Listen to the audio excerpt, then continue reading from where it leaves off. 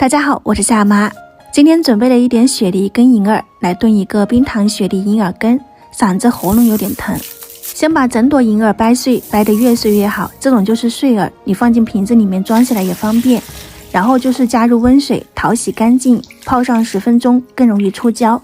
接下来把雪梨刮去外皮，我今天这里是6个梨，搭配了大概40克的银耳，对半切开，去掉里面的果核就处理干净了。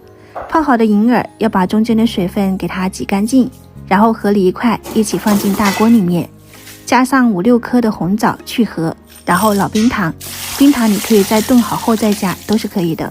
一次性加入纯净水，先开大火煮沸，中途时不时要搅拌一下，防止粘锅，再盖上盖子，转成中火炖煮1个小时左右。然后你可以看到汤汁非常浓稠，出胶质了就可以了。出锅后，我们在表面撒上一点枸杞，搅拌均匀，冰糖雪梨银耳羹就炖好了。炖的这个时间，里面的整个梨块其实都已经很软烂了，一抿就化，喝起来的口感很水润。如果想要梨块比较脆爽，那你就先炖银耳后放梨，根据自己的喜好而定。今天炖了这一大锅都可以分给亲戚朋友了。